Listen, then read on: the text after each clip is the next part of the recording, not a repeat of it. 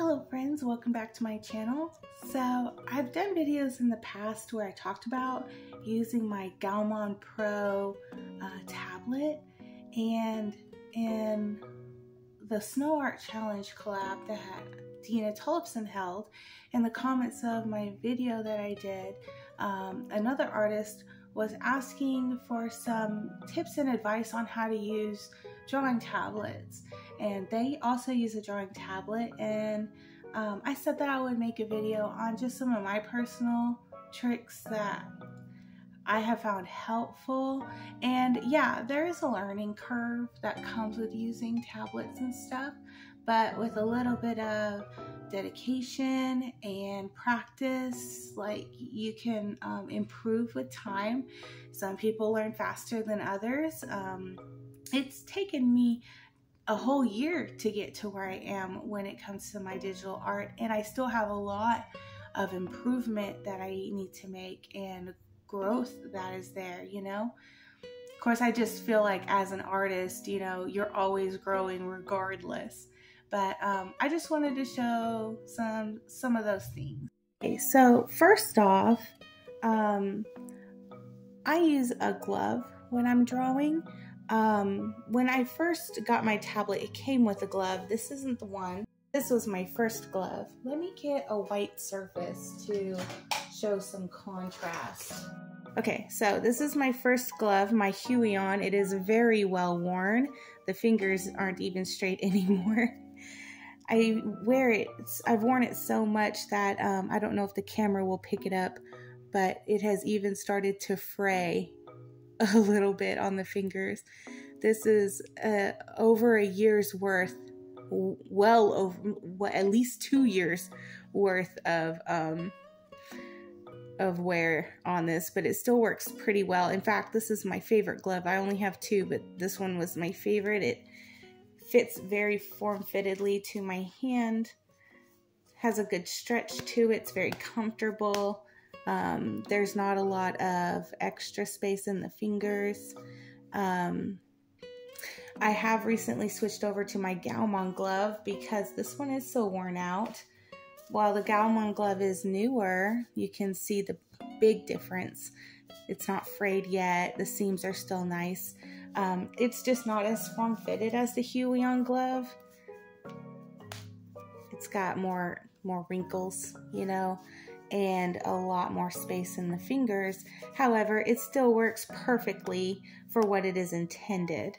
And so my first tip would be to use the glove that comes with your tablet. And if your tablet doesn't come with a glove, get on Amazon and order one, because they're super helpful. And I'll show you why. Okay, so if you're going to draw without a glove, if you're like me, I rest my hand on my surface, whether it's a table or whatever. That's just the kind of artist I am. I don't hold my pencil like this. I hold it like this, you know?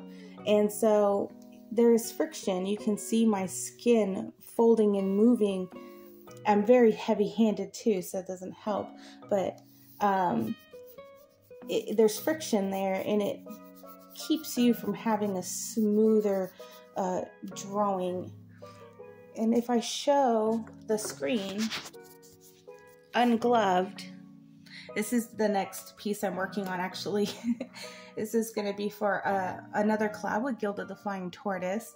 I'll talk more about that in the next video whenever this is done, but this is just the initial sketch. But ungloved, let me make my pen really big. Let me get a new layer, and I'll change the color to blue so you can see an ungloved drawing, okay? So starting with a circle, I mean, you can still draw, but there is just some give there. And if I wanted to go all the way across, you know, just, there's a lot of friction. I can feel it. I know it's like I'm trying to film it, but I can feel it, you know, versus if I wore a glove. I am gloved. Let's make glove be red. Now, there's more fluidity.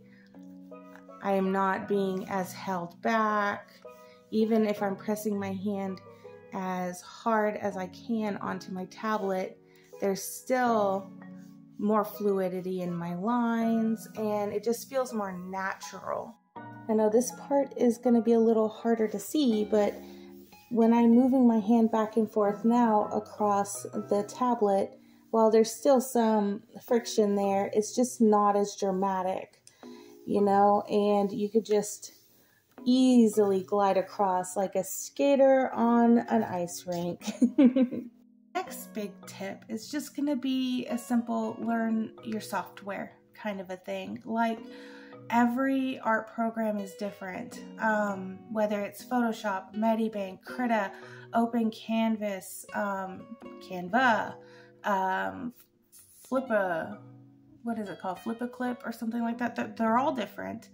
They all have a different interface. They all, I guess interface might, I don't know if that's the right word or not to use, but when I say that, what I mean is just where all of your brushes are, where your color palette is. Everything looks different for each thing, and that's just going to be on a personal level. Like for you, play around with different ones, download different ones, and find the one that you feel more comfortable using. You know, some people prefer Krita. I've tried Krita. I just honestly didn't prefer using it.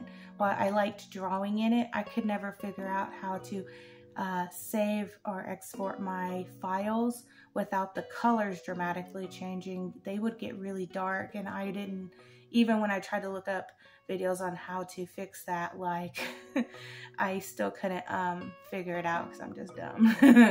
But I like to use Medibang because for me it's just more user friendly, and when I save my drawings, I know they're going to look exactly like the way I drew them. Even though I have less options for file types, that's okay. I still have the option to save as like a PSD, a PNG, a JPEG, a TIFF, and then there's a couple other ones in there too. But for me personally, that's all I need. I don't need anything more. This is my personal software of choice, Medibang. Let's make this file bigger. And I don't want to screen share this. I just want to show it through my camera just to give y'all that personal, you know, this is what I see when I'm drawing. Maybe that will help somebody, or maybe it'll just frustrate you. Who knows?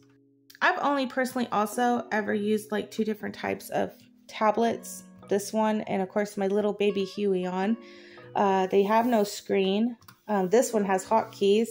I do have my hotkeys set, but I don't ever use them. I am a right hand draw, left hand use my shortcut keys on my keyboard. That's how I like to do it. Essentially, it's all about trusting yourself, you know, learning the flow of your mouse.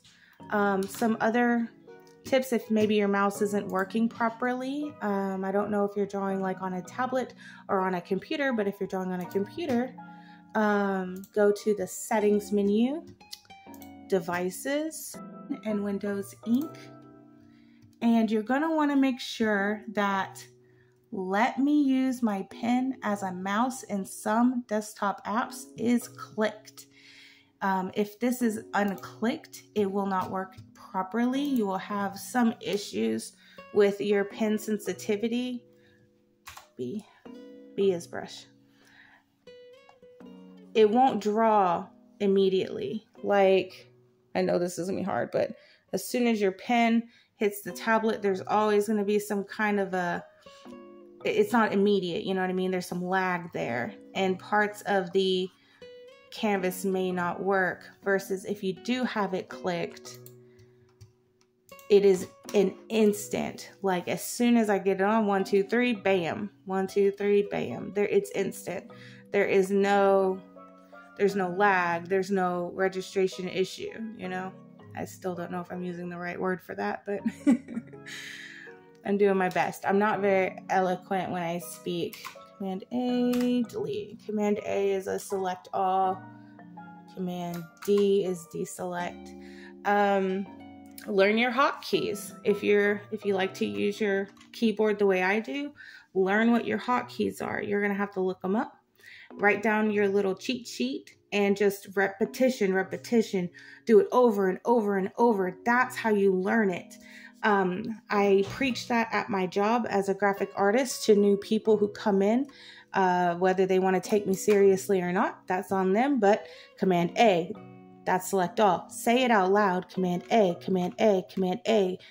I keep saying command, but it's control. I use a Mac at work, so it's command on a Mac, but control, excuse me. Control A, deselect, control D, deselect, control D, deselect, over and over and over again. I know it sounds stupid, but that's just what it takes sometimes to memorize stuff. You know, write notes, keep those notes with you until you learn it, until it becomes second nature, habitual, you know. This stuff you just don't wake up and know it, you know. Even like the older you get, the harder it is to learn things too. And then you just have to remember, when we were in elementary school, they taught us how to learn. We just have to bring it back. You know, we have to study, and there's nothing wrong with that. Okay.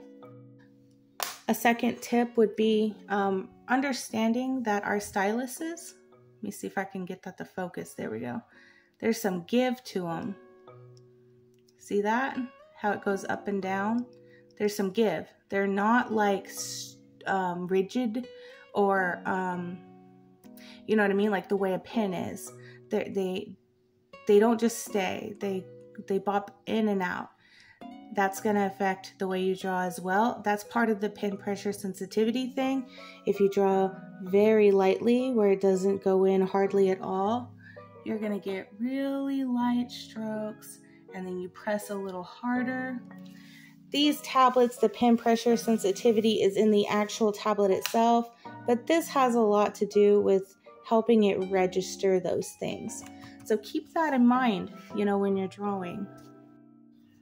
Okay, and lastly, I do kind of want to talk about just this part here. I've got it, I've set my camera down inside of my pen, my paintbrush cup as a tripod. So hold on, let me stick it right back in there. I guess that's a tip too, if you're wanting to record something just from your phone. My personal tripod for my phone, I'm not a huge fan of, but I learned this trick from a person on YouTube, and it's really helpful. And earlier in the video, I was using this little shell with my kickstand on my phone, resting up against it to film this part. That's just not so much an art tip as it is like just a YouTuber tip for filming. But anyways, so right here, these are my brushes for Medibang. In any case, learn what your brushes do. Play with them. There's nothing wrong with playing with these things. You don't have to wait until you're about to make a specific art piece to start messing with your brushes. Do it in your free time. If you're just sitting there bored, whatever, and you want to know what all your brushes do, this is Sumi. This is how Sumi works.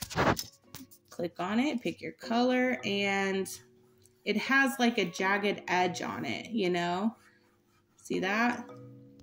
And there's usually going to be a preview of your brush in a window somewhere. This window specifically is my preview for these brushes. You can adjust the brushes. They're all different. They all do different things. Let's see, I love using the watercolor wet brush. This is the preview for that. And if I were to use it up against this red, let's say I would pick pink and I start brushing into the red, it's gonna blend it together. Let's go down to this baby blue so you can see how it blends. There's like a little purple edges here. I can adjust the color mixing levels so that it doesn't mix at all. Now it's gonna mix more. See, now it's dirty. And now let's drop it way down. Now not so much. See the difference? You can adjust how opaque it is. Here's a dark blue. I've got it set all the way to 100 on the opacity, 100%. Let's drop it way, way down. See, now it's a little more see-through. So if I come over here and it's dropped way down, you can see through it more. You can see the background where those little checkerboard things are. That means that it's see-through. And so if I paint over this with the see-through versus if I paint over it where it's not see-through, it's still mixing the color up. One of my favorite brushes is my Paint One brush. This is how I painted my my toucans. Sorry, my camera fell down. I'm trying to be professional here. I'm really terrible at recording and such, but this brush is wonderful because I can choose. Let's see if it'll show it. There we go. I can choose 2 different colors. My top color is red. My bottom color was blue, but I can change it to, let's say, green, bright red. Come over here. It's painting with both colors simultaneously, the red and the green, which makes for some interesting textures. You can mix so many different colors using a brush like this. And I'm sure other programs might have brushes like that. They don't always have to be so contrasting. I can use a light green and then switch over and use a darker green, and now I'm painting with some greens that have some depth to it, some shadowing to it, you know, highlights and shadows. It's gorgeous. It's a wonderful brush. Once again, failing at recording, but that's another good tip, is just to learn your brushes, to get comfortable. Not just comfortable with the confidence of knowing what each brush does. Sorry, I'm gonna point over here. But also in yourself, knowing that while you're drawing on this tablet here, how hard do you have to press in order to make this brush work the way you want it to? How light should you press? If you want to make a specific effect happen between 2 different types of brushes, you're never going to know how to do that unless you're playing around, right? Unafraidedly so.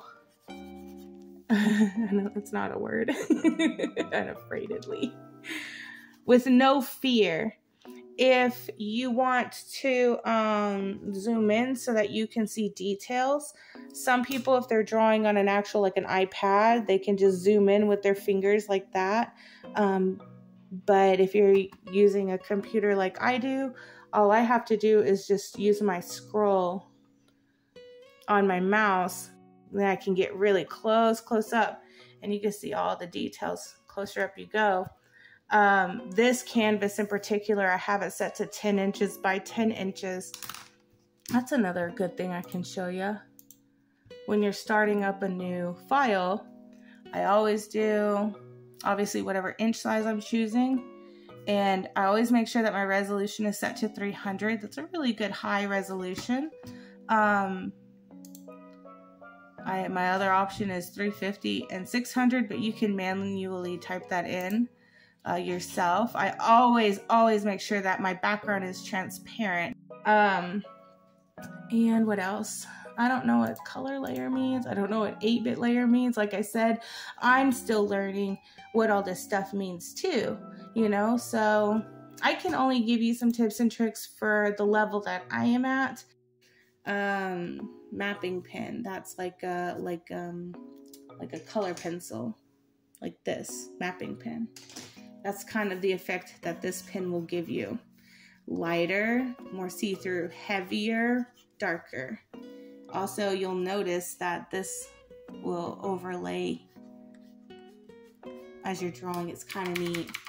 Makes for an interesting effect. I'll use my mapping pen when I'm making just a basic sketch, like the one I was just working on, and then once I get my sketch done, I will make a new layer to do the line art and another layer to do the coloring.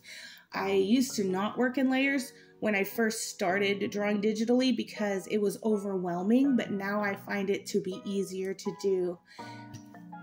this is the layers section.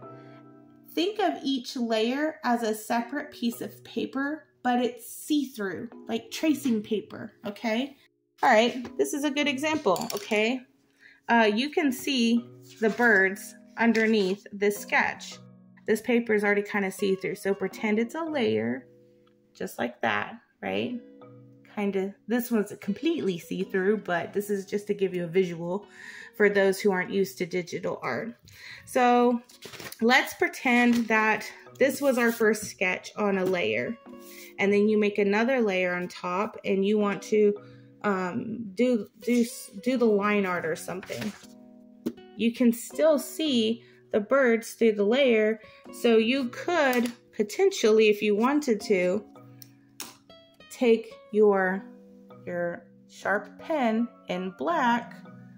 I will grab a pen in black,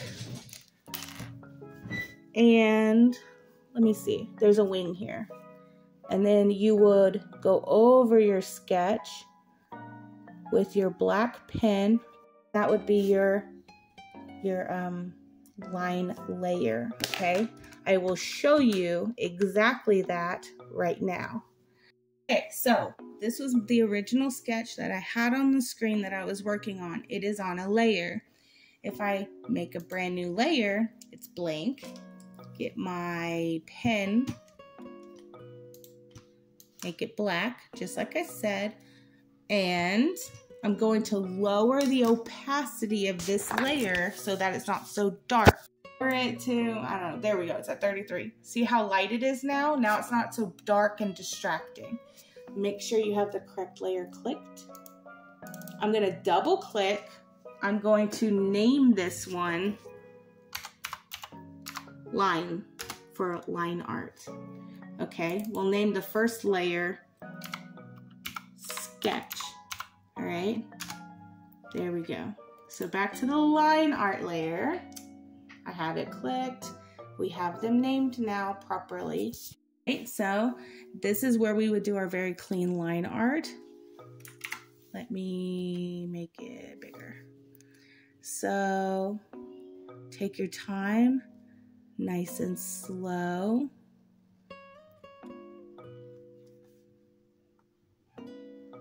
There we go.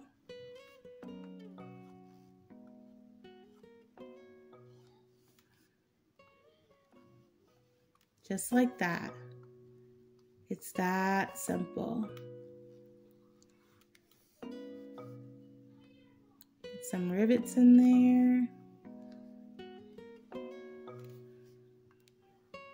Another goggle. Good deal.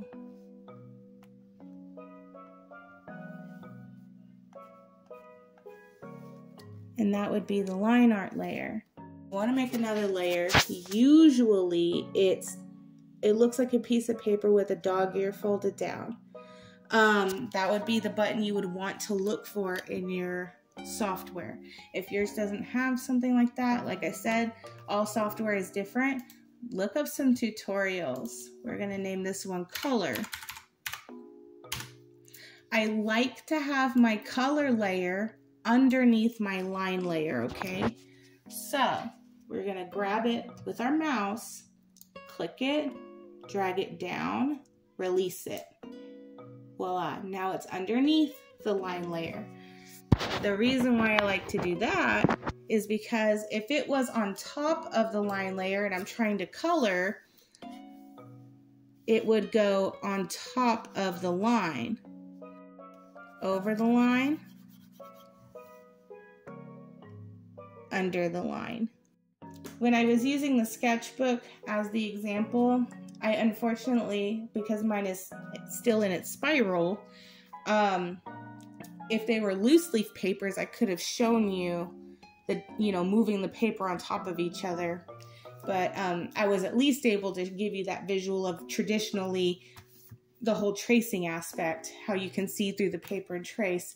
This is just the digital version of what I was trying to explain, just so that you can make the link. You can see they're the same, you know, even though you, I just don't want you to get into your head thinking, oh, I only draw on paper, I could never do this digitally, I don't know what any of this means. Well, if you see that paper is no different than layers, then it becomes less scary, less intimidating, you know? But yeah, I guess that's really it. Wear a glove. Make sure that your settings are set up exactly the way that you want. Learn your brushes. Get used to just drawing aimlessly. Just scribble, scribble, scribble, scribble, you know, because not every piece of art has to be a banger right out of the gate. You can draw just to draw, just for learning purposes until you get comfortable. Like I said, when I first started learning how to draw digitally, I was doing everything on one layer. Everything from the sketching process. Let's say I'm drawing a dog. Boom, boom. Here's my dog. Looks kind of dumb, but there it is. And then I used a lot of the watercolor brush. So I would turn on my wet watercolor brush. I would pick the color of my dog. I'm still on the same layer. And I would color my dog in. Yeah, it's grabbing the sketch lines, you know. It's gonna blend those colors together. There's nothing wrong with that. If that's how you want to draw and paint, you do what you're comfortable doing and you make artwork that way. No one should be telling you, oh, you're doing it wrong. That's not what art's about. Art's about doing what's comfortable for you, you know? One layer, white. Get the eyes. See how it's grabbing? See how it's grabbing the colors around it? And make a muzzle.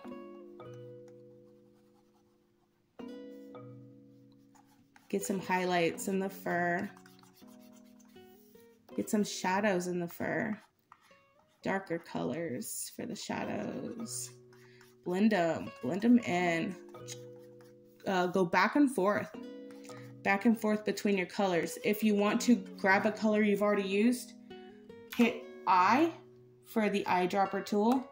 Touch your tablet where the color is. B is brush. Now you've got that color for blending. I grab that orange again. B, blend it, blend it, blend it. Is the blending too harsh? Drop the opacity down. Now it's at 10%. Now you can have a softer blend. Go back to that darker brown. So now we're still at 10%. Softer blend here. See how this dog is coming to life? Get some shadows going around here, under the chin.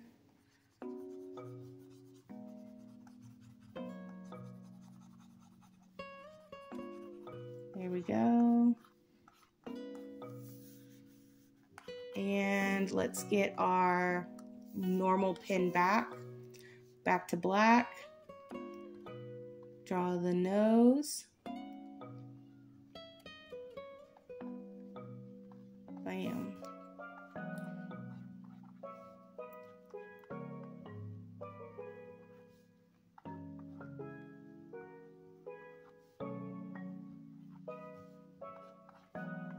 Here we go. Throw some implied lines in there. That's how I started drawing. This was essentially it, you know? And now, after, well, the first year is was where I experienced the most growth. I've been drawing on this tablet for gosh, well over 2 years now. So I'm at a whole nother level now.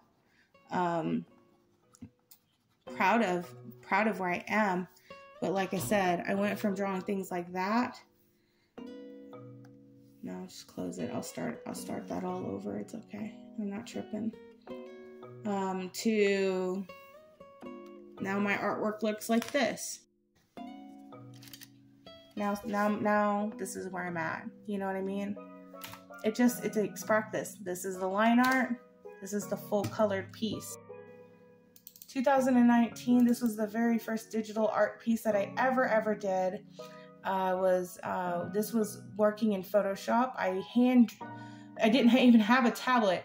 I hand drew it on a sketchbook and then went over it in Sharpie marker, took a picture of it, pulled it into Photoshop, and with my mouse, zoomed way in. You can see with my mouse, I just went over and did all the line art. It's very jank, but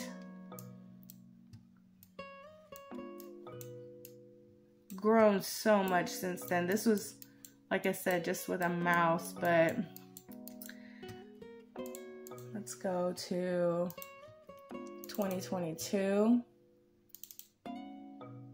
Oh, and this would be a PNG file. See how there's no white background? I would be able to put this over any background I wanted in my software. This is a JPEG, it's on a white background, but this was another earlier piece using my tablet. This was on my Huion, my little baby Huion. But you can see like janky lines. This was all done on one layer. Used my watercolor brush for it. It looks great, I think, but still lots of room for improvement. To this year, like I just showed you. We saw a girl, let's show another girl. Multiple layers, different art styles, different brushes. And you can just see that it's much cleaner. There's still lots of room for improvement, but here I was experimenting and practicing using different art styles, different brushes, just stuff like that, you know?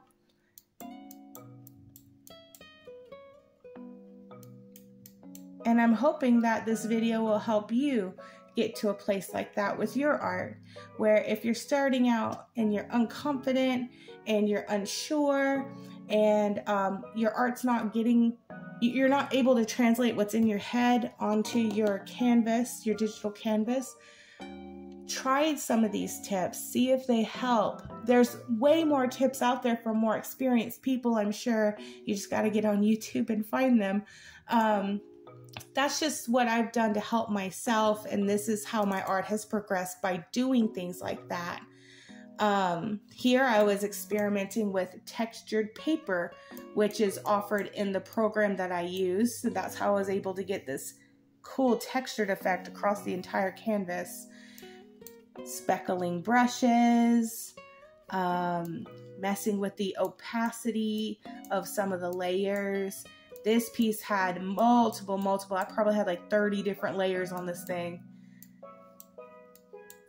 Yeah, playing with different colors. This was a piece where I was trying to play with a more muted color palette.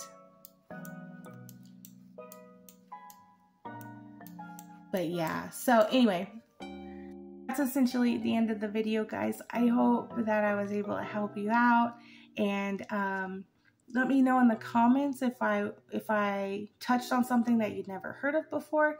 If you have other tips and tricks that I didn't mention, also feel free to say that in the comments too, because like I said, I'm open to learning new things as well. I hope you guys have a great day. Happy drawing, and I will catch you on the next one. Bye.